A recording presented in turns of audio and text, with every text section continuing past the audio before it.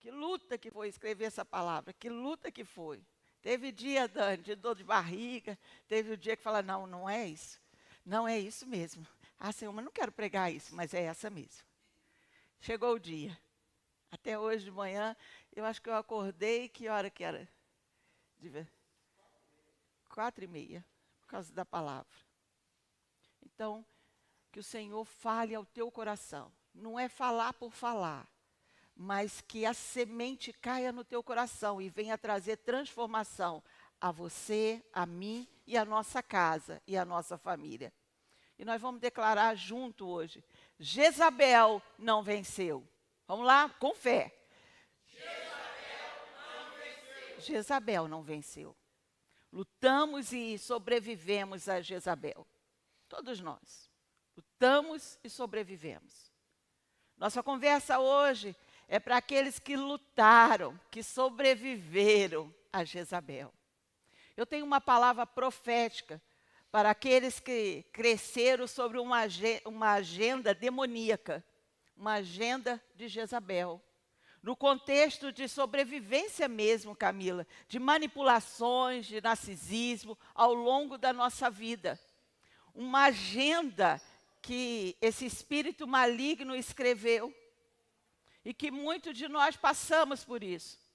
Uma palavra, aqueles que se levantaram contra esse espírito maligno de manipulação, que muitas das vezes sofremos até mesmo dentro da igreja. Sim ou não? Muitas das vezes, até mesmo dentro da igreja. Um espírito maligno de manipulação, de discórdia, de mentira contra a mim e a sua vida. E se mantiveram fiéis à casa do Pai. Manteve a sua fé de pé. É para aqueles que foram criados em ambientes narcisistas. E é terrível. Porque coloca na tua mente algo que não é verdade, mas você começa a crescer com aquilo e vai a vida toda. E lutaram contra isso durante toda uma vida. Eu sei que tem mais gente aí, além de mim, que cresceram nesse ambiente. O espírito de Jezabel sempre teve por alvo você. O espírito de Jezabel sempre teve você como alvo. Por causa de quê? Por causa de quem você é. Pastora, mas quem eu sou? Deixa eu te dizer. Um filho, uma filha amada do Pai. Um filho, uma filha que aprendeu a lutar. Você não chegou aqui porque você é fraco. Você chegou aqui porque você aprendeu a lutar. Bravamente. Sim ou não? Hein? Não, acordei meio assim, falei, vou morar em outro país. Estou com vontade. Estou com vontade? Não, não. Debaixo de muita luta, que foi te empurrando a coisas maiores. Para muitos nós fomos promovidos. Para outros, quem está de fora fala assim, quem te viu e quem te vê, hein? Mas você sabe o que te trouxe até aqui. Um filho que aprendeu a lutar, a ir adiante do que esperavam de você. Independente do que se dizia a teu respeito, você simplesmente foi. Olhando para você, não se esperava grandes coisas. Não, pastor, na minha vida não, na minha vida sim, todo mundo olha para mim e diz assim, nossa, essa aí vai ser grande. Glória a Deus pela tua vida. A grande maioria não é. Você sonha demais, você sonha alto. Ai, você é muito prepotente. Mas eu e você, agentes de Cristo, treinados no campo de batalha. Olha para a tua vida. Treinado no campo de batalha. Cada um de nós. Fomos treinados no campo de batalha. O que nós somos hoje? Agentes de Cristo. Jezabel continua aparecendo, continua se manifestando através de diferentes pessoas, personalidades, estações da vida. Quando você abaixa a guarda um pouquinho, chega logo um recado da bichona. Com uma só missão e uma só perseverança para nos eliminar. Tem sido a nossa maior batalha da vida. a batalha da vida de muitos de nós. Descobrir como administrar o nosso chamado, a nossa vida, a nossa fé, a nossa perseverança, a nossa identidade como filho e como filha. A gente pode falar, mas a gente precisa aprender como defender isso. Eu estava lendo um artigo dizendo que muitos dos nossos jovens se perdem quando vão à faculdade. E eu estava lendo por quê? Porque ensinamos Bíblias para eles, mas não ensinamos eles a defender a fé.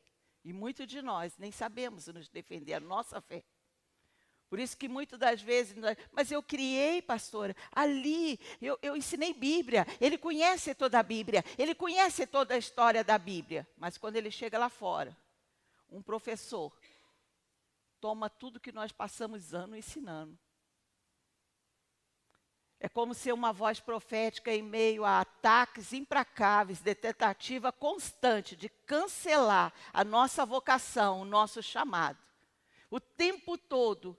Aí a Ju se levanta e falou, pastora, vamos fazer uma escola de intercessão? Vamos. Quem é você, Juliana? Então você esqueceu de onde você saiu? Quem vai dar aula? Ela? Ah, não. É o tempo todo. Deus botando no coração, queimando, vamos fazer uma escola de intercessão. E o tempo todo alguém olhando e falando, essa aí, esse ministério aí, isso não vai dar em nada. Que luta se manter na direção, mesmo sentindo que o tempo todo tem alguém puxando o volante. Dá para dirigir assim, Dani? Que luta, hein? Você está lá e o tempo todo tem alguém tentando puxar o volante. Esse espírito tentou silenciar você, calar a tua voz. Esse espírito fez você se sentir rejeitado, menosprezado, isolado, tentou manter você numa caverna. Ele tentou adoçar a tua palavra, porque ele te ataca, mas vê que você está ficando cada vez mais forte, então deixou adular você. Adoçar suas palavras, diluir a tua mensagem. Diminuir a tua força, para que você não continue entrando no fogo cruzado.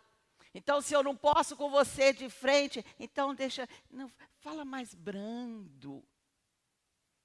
Ele tentou dizer que você é bravo demais, intolerante demais, ultrapassado demais, e nada funciona. Olha você aí. Olha você aí. Levantou amigos, pessoa a qual nós amamos, né, para dizer, é loucura, você não é capaz, você não consegue sozinho. Eu sei o preço que muito de nós, a gente vem pagando, ao longo da nossa vida. A gente vem pagando por trilhar esse caminho desbravador. Quantos queriam, como diz o pastor, quantos queriam estar no teu lugar? Quantos queriam, mas não teve coragem. Mas aquele que vai à frente, que vai abrir no caminho, é dolorido, é doloroso, não é fácil. Por escolherem a vida a saúde da tua família. Sabe quando o manipulador entra e você fala, não, eu estou aqui pela saúde da minha família, pela minha casa. Eu estou lutando pela minha casa, eu estou lutando pelo meu casamento, pela vida do meu filho. Eu sei o custo, o preço e a dor de se recusarem, ou mesmo a tolerar esse espírito de Jezabel, de temporada em temporada, que quer nos ver de joelho. E você, bravo guerreiro, está aqui. Nos momentos mais difíceis, você escolheu o legado, repetidas vezes. Quantas vezes você foi convidado a largar a tua fé? A esquecer tudo isso, a tomar novos rumos, você foi convidado. No entanto, tudo isso tem um preço. Recentemente, estive orando sobre isso, e falando com Deus, analisando a dor da guerra. Quem me tem aí no Facebook, vê que eu e o pastor estamos sempre enfiados no meio de um mato. Nós estamos sempre aí visitando, sabe, uma coisa, outra, e prestando atenção nas pessoas, nas casas, nas famílias, conversando. E eu tive orando, analisando a dor da guerra, as afrontas recebidas, as injustiças, as calúnias, o modo que Jezabel usa para nos diminuir, para falar que você não é importante. O nosso olhar na luta, no meio da luta, é um só. Senhor, não tem ninguém para nos defender? É ou não é? Quando você está no meio da guerra ali, você olha para um lado e fala, cadê os amigos? Não tem ninguém para nos defender? Senhor, não sobrou ninguém? Eu já me perguntei, sobrou ninguém não, Pai? E a resposta nós estudamos na semana passada e eu vou repetir hoje. Porque a resposta dele é não. Você não vai depender de ninguém. Eu sou o Senhor dos Exércitos. Nós estudamos isso semana passada. Salmo 46, 7. O Senhor dos Exércitos está conosco. O Deus de Jacó é o nosso refúgio. Essa é a resposta que eu tenho recebido. Nas caminhadas aí da vida, o Senhor dos Exércitos está conosco. O Deus de Jacó é o nosso refúgio. Na minha própria vida, queridos, eu luto contra esse espírito desde que eu me conheço por gente. Eu fui criada numa família narcisista. Isso é muito complicado. A pergunta que eu sempre faço ao Senhor, será sempre assim, Pai? Porque de tempo em tempo eu encontro um, só que hoje eu consigo identificar. Olha, essa conversa aí eu conheço. Então, a pergunta que eu sempre faço, será sempre assim? Será que sempre eu terei que lutar contra esse espírito de Jezabel? Então, eu estava lendo 1 Reis, o livro de Reis, né? 1ª e 2ª Reis, e o Senhor destacou essa história, a história de Jeú, aquele que derrubou Jezabel. Quando eu estava no auge da minha... Sobrou ninguém? Sou eu? É eu contigo. Mas deixa eu te contar uma história. Teve um que destronou Jezabel. Vamos ler sobre ele. 2 Reis 9, 30 até o 37. Em seguida, Jeú entrou em Jezreel. Ao saber disso, Jezabel pintou os olhos, arrumou o cabelo e ficou olhando de uma janela do palácio. Quando Jeú passou pelo portão, ela gritou, como vai, Zenri, assassino do seu senhor? E eu fiquei, quem é Zenri? Por que ela está chamando ele por um outro nome? E eu fui pesquisar. Zenri foi um rei de Israel. Ele era comandante do exército e assassinou um outro rei chamado Elá, seu senhor, tomando o trono por conspiração. Mas o reinado durou apenas 7 dias. Logo foi cercado por um outro rei, Onri, e vendo que perderia, incendiou o palácio sobre si e morreu. Então, por que Jezabel tinha citado Zenri? Ela está provocando Jeú, querido. Porque é um espírito que trabalha nesse sentido de provocação. Ela está provocando Jeú. Ela basicamente está dizendo, você é só mais um usurpador. Como Zenri também vai acabar destruído. Era um deboche. Vai ter paz para você, assassino, ou vai terminar como Zenri? Continuando. Isso aí é só para a gente entender quem foi, por que ela cita Zenri. Continuando, 32. Ele ergueu os olhos para a janela e gritou, quem de vocês está do meu lado? 2 ou 3 oficiais olharam para ele. Então Jeú ordenou, joga essa mulher para baixo. Eles a jogaram e o sangue dela espirrou na parede e nos cavalos, e Jeú a atropelou. Jeú entrou, comeu, bebeu e ordenou, pega aquela maldita e sepulta-a, afinal é filha de rei. Mas quando foram sepultá-la, só encontraram o crânio, os pés e as mãos. Então voltaram e contaram isso a Jeú, que disse, cumpre-se a palavra do Senhor anunciada por meio do teu servo Elias, o tesbita. Num terreno em Jezreel, cães devorarão a carne de Jezabel. Os seus restos mortais serão espalhados num terreno em Jezreel. Como esterco no campo, de modo que ninguém será capaz de dizer, esta é Jezabel. A palavra, queridos, que eu tenho para vocês hoje, a palavra que o Senhor colocou no meu coração, é que eu e você somos essa geração de Jeú. O nosso tempo, Ana Cláudia, geração de Jeú, aprendemos a lutar. Aprendemos a lutar, aprendemos a identificar. Nenhum homem hoje aqui nesse lugar, nesse recinto, pode dizer assim, eu não sabia. Sim, você sabia. O Senhor tem falado com você tempo a tempo.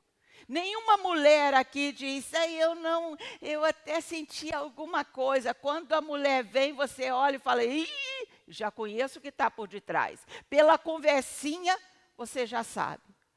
E a palavra hoje é, você é como Jeú. E essa geração de Jeú levantou-se para confrontar, derrotar esse espírito.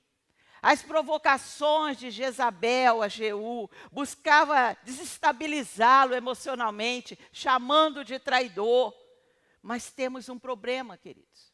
Jeú, depois de Jezabel, mandou jogar ela lá de cima. A palavra se cumpriu, não sobrou nada dessa mulher. Jeú foi um executor excelente, mas um adorador deficiente.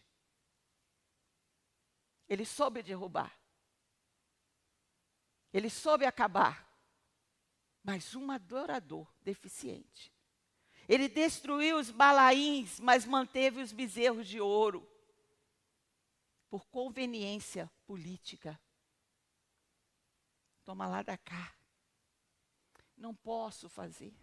Eu sei lutar contra a Jezabel. Eu reconheço esse espírito. Mas eu não posso desagradar. A, B, C, D. O que vão pensar? Vão embora da igreja, Jaira. Não posso, Jaira. Mas, pastora, não posso, Jaira. Não posso desagradar. Jeú não reformou a terra, querida. Não restaurou o altar. 2 Reis 10, 31. Olha isso. Entretanto, Jeú não se preocupou em obedecer de todo o coração à lei do Senhor, Deus de Israel, nem se afastou dos pecados de Jeroboão, levava Israel a cometer. Mas Jeú não teve o cuidado de andar na lei do Senhor. Ei, que isso, pastor? Eu sou crente. Sabe o que eu venci no passado? Deixa eu contar a minha história.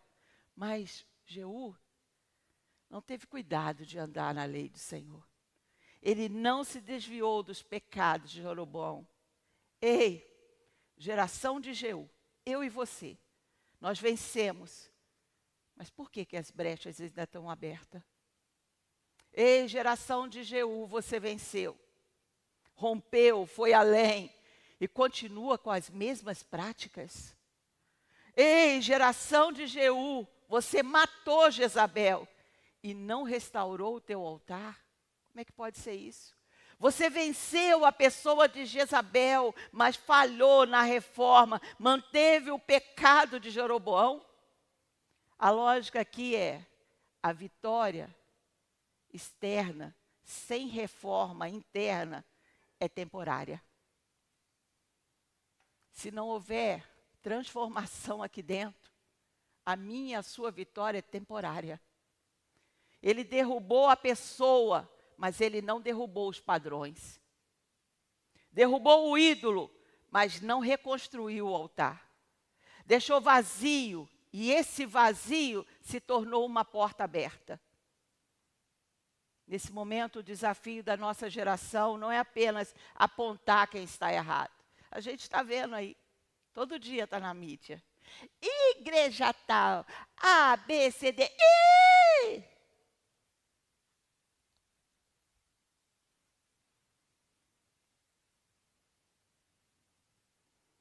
Restaurar o sacerdócio.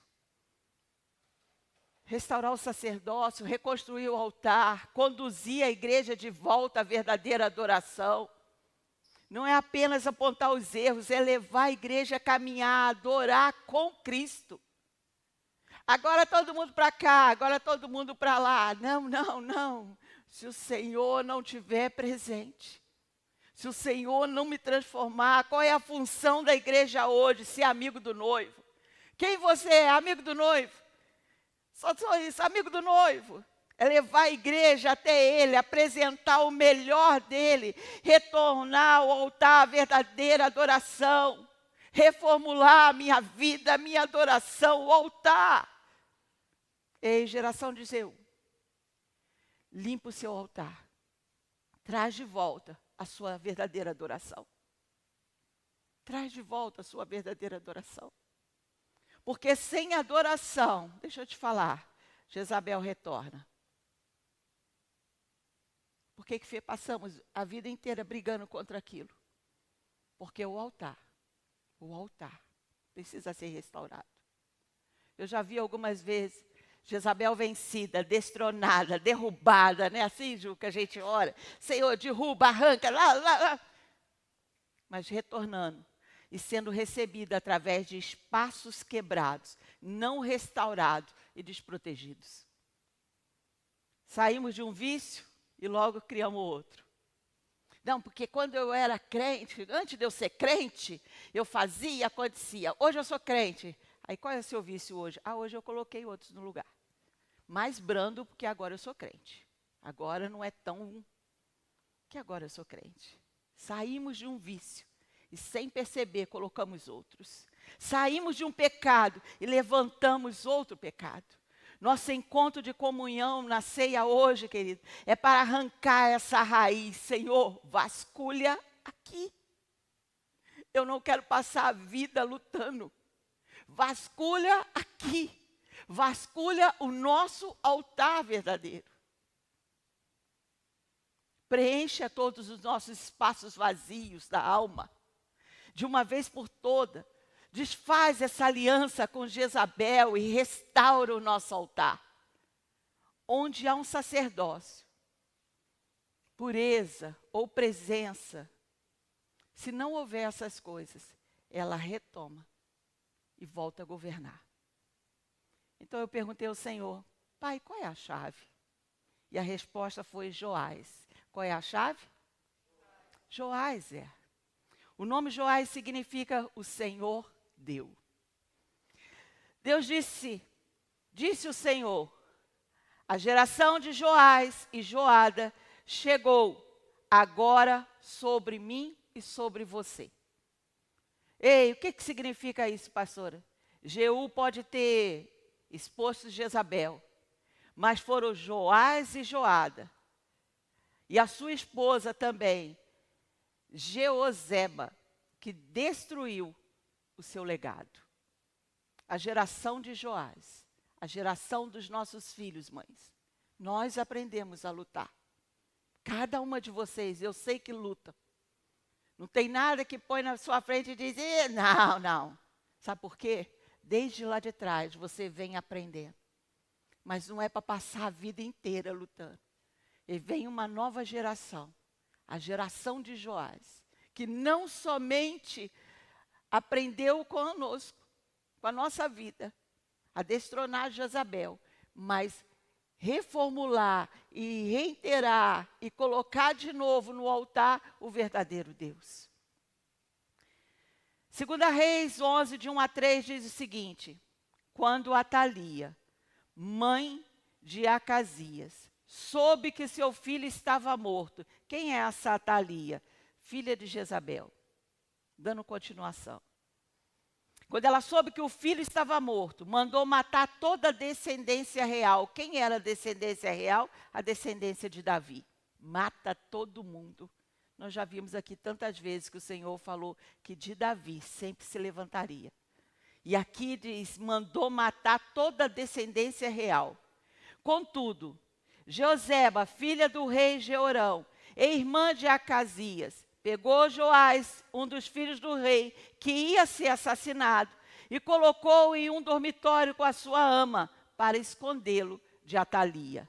Assim ele não foi morto. Durante 6 anos, Joás ficou escondido com ela no templo do Senhor, enquanto Atalia governava o país. Atalia, filha de Jezabel, tomou o poder em Judá após a morte de Jezabel. Ela mandou matar toda a linhagem de Davi. Ela era uma extensão geracional do espírito da tua mãe. Mas Joada, o sacerdote, preservou a vida de Joás, escondendo no templo por 6 anos. 2 Reis 11, 13 a 16. Quando Atalia ouviu o barulho dos guardas e do povo, foi ao templo do Senhor, onde estava o povo. Lá ela viu o rei, conforme o costume, de pé junto à coluna. Os oficiais e os tocadores de trombeta estavam do lado do rei, e todo o povo se alegrava ao som das cornetas. Então Atalia rasgou suas vestes e gritou: traição, traição! O sacerdote Joiada ordenou aos líderes dos batalhões de 100, que estavam no comando das tropas: levem-na para fora por entre as fileiras e matem a espada todo que a seguir. Pois o sacerdote dissera: ela não será morta no templo do Senhor. Então eles a prenderam e a levaram ao lugar onde os cavalos entram no terreno do palácio, e lá a mataram. Eles derrubaram Atalia, no templo não, quando chegou a hora certa. Não foi aqui dentro. Leva para fora. E isso foi tão profético, queridos. Porque quando eles não apenas confrontaram Jezabel, mas também os frutos que ela deixou. Eles não destronaram no local do culto como uma declaração: estamos retomando, tomando de volta esse lugar para o Senhor. Aqui não vai haver morte. Estamos tomando o altar pelo Senhor. O que significa isso, pastora? Nós vamos ver isso em 2 Reis 11, 17 a 18. O que mudou nisso, pastor? Joiada, olha só, quando o altar pertence ao Senhor, fez aliança entre o Senhor e o rei. Voltou. Entre o Senhor e o rei. E o povo, para serem eles o povo do Senhor, como também entre o rei e o povo. Então todo o povo da terra entrou na casa de Baal e os derribaram. Despedaçaram seus altares e as suas imagens. E a Matã, sacerdote de Baal, mataram perante os altares. Então o sacerdote pôs guarda sobre a casa do Senhor. Eles lideraram um reavivamento de aliança e de adoração na terra, restaurando o povo de Deus a sua verdadeira identidade. E é essa batalha que eu e você nós enfrentamos hoje. Não estamos apenas confrontando Jezabel, estamos confrontando o seu legado, a sua influência, os seus frutos, o seu domínio sobre as famílias, sobre os casamentos, igreja e todo o seu sistema. Não podemos parar na exposição: venci, cheguei, agora eu conquistei. Nós não podemos parar nisso. O altar precisa ser restaurado. Devemos reconstruir o altar, restaurar a presença, modelar o sacerdócio novamente. Tem sacerdócio aí? Vasculhar hoje os seus altares. Vasculha. A ceia hoje é para a gente mesmo. Vasculhar os nossos altares. Deixa eu te falar uma coisa, eu quero que você preste atenção nisso. Nenhuma casa é neutra. A minha casa está fora. Nenhuma casa é neutra. De ninguém que está aqui, de ninguém que está nos ouvindo, de gente que vai assistir depois. Nenhuma casa é neutra. Isso é uma ilusão perigosa, queridos. Porque a falta de decisão, ela não produz ordem, mas cria espaço. Você não resolver as coisas não significa que agora está tudo certo. Não, não. Cria espaço. E todo espaço vazio será ocupado. Todo espaço vazio será ocupado. E a pergunta hoje não é: existe um altar na tua casa? Não, não é essa a pergunta. A pergunta é: o que está sendo cultuado nele? O que está sendo cultuado nele? Porque culto não é um evento, é um cultivo, é um plantio. O que plantamos em casa? O que plantamos? no nosso individual.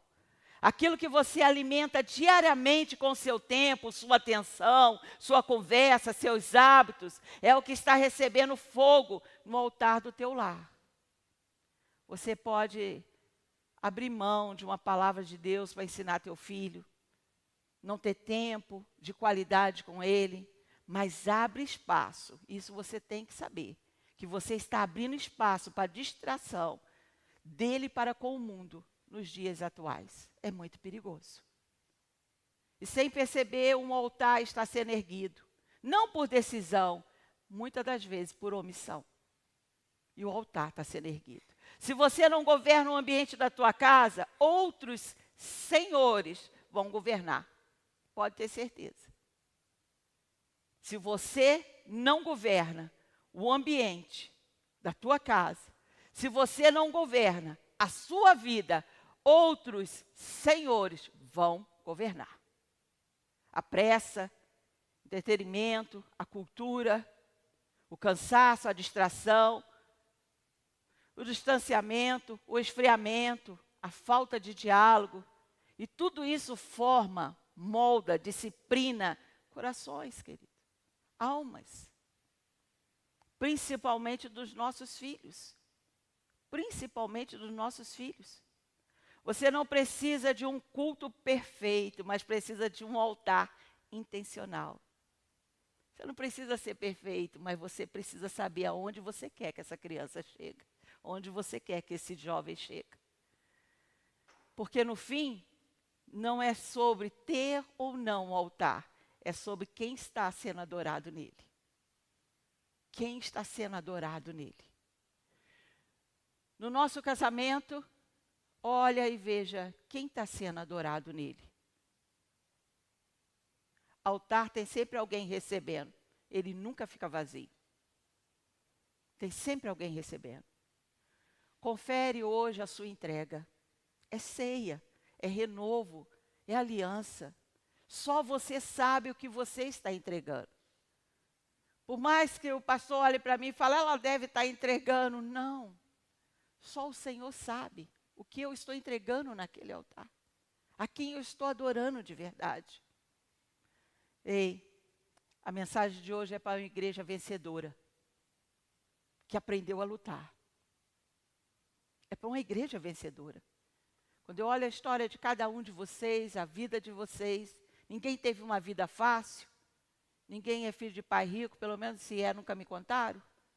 Esconde. Uma igreja vencedora, né? Os pioneiros, aqueles que se recusaram a se curvar, a aceitar. Você não está condenado a lutar contra Jezabel por toda a sua vida. Pastora, será sempre assim? Não. Deus está levantando uma nova geração, geração de Joás. Filhos e filhas que o Senhor nos deu. Mães, o Senhor te deu. Se você aprendeu a lutar, se você é o tipo daquela mãe que não se curva, Deus tem um Joás para você. Em nome de Jesus. Mas pastor, ainda não estou vendo. Está sendo guardado por 6 anos, ele ficou escondido. Confia nisso. Foi entregue na mão do Senhor e ninguém pode tirar. Por quê? Porque vocês se recusaram a tolerar Jezabel. E prevaleceram. Estão aqui. Agora, graças a vocês, a próxima geração não enfrentará o que você enfrentou. Porque você confrontou a situação, você encarou, você superou, estabeleceu na tua casa um bom ambiente, um ambiente saudável. Mas aqui está o ponto crucial, querida igreja. Você precisa restaurar o altar do seu lar. A gente pode ser muito bonito aqui, mas se lá não tiver, está faltando. Restaura hoje. Restaura hoje o altar do seu lar. Você precisa restaurar o altar do seu casamento. Se não está bom, restaura. Você precisa restaurar a sua palavra. Uma vez liberada, cumpre-se. Você precisa restaurar o seu mundo interior, o seu estilo de vida, de adoração, o afeto correto. Todos nós devemos preencher o vazio com a presença de Cristo. Todos nós. Tem uma presença que enche isso. Somos nós que preenchemos a vida de um dos outros. Sim ou não? Oração, palavra, oferta. Quantas das vezes alguém chegou aqui e falou, pastor, eu estou com uma vontade de ofertar na vida de fulano. É só o Espírito Santo que coloca isso. Por quê, pastora? Porque é meu irmão, representa o reino de Cristo aqui na terra. E aqui na terra nós cuidamos de quem a Ele pertence. Somos nós que cuidamos um dos outros. Eu não vejo uma que não está tão bem, aí chama que ela não está bem, né? Quanto que nós oramos por aquele que não está bem? Ou é só curiosidade? Quando fazemos isso, não apenas expulsamos Jezabel, como fechamos a porta do seu retorno. Esse é o mais importante. Não apenas destronamos Jezabel, como fechamos a porta do teu retorno, quando o teu altar está restaurado. Aleluia. Nossos filhos não irão herdar a guerra contra Jezabel. Eu não quero que os meus filhos herdem contra narcisistas a vida inteira. Não é isso que o Senhor tem para a vida deles. Mas vão viver a aliança que Cristo nos entregou na cruz. Porque eu e você, mãe, nós aprendemos a lutar. E o que nós estamos aprendendo hoje, pastora? A restaurar o nosso altar. É essa geração de Joás, vivendo no fruto da vitória, sem ponto de apoio para o inimigo. Sem ponto de apoio para o inimigo. Chega de ídolos, chega de compromissos extras, desculpas, outros amantes. É só Jesus de novo. Chega disso. Você aprendeu a lutar, mas agora é cheio de desculpa, cheio de amantes. Que amantes, pastora? Outra mulher, outro homem? Não. É Jesus de novo. Tudo que você coloca no lugar dele precisa ser destronado hoje. Portanto, a promessa hoje sobre a Igreja Refúgio é essa. Vocês estão sendo libertos do cansaço. Vocês estão sendo libertos da luta sem fim. Vocês estão sendo libertos das cavernas, vocês estão sendo libertos dos vícios, vocês estão sendo libertos da palavra contrária à tua vida. Palavra essa que era como uma isca de Satanás. Era só falar e te prendia. Te gerava medo, tristeza, derrota, zombaria. Te conduzia de volta anos atrás de guerra já vencida. Você está prestes a colher o fruto da obediência. Se prepare para isso. E a nossa primeira obediência é restaurando o nosso altar. Não sei qual é. Não sei qual que está aberto. Qual que você não vigiou. Mas você sabe. A tempestade e o vento forte não vão roubar a minha fé em ti, meu Deus.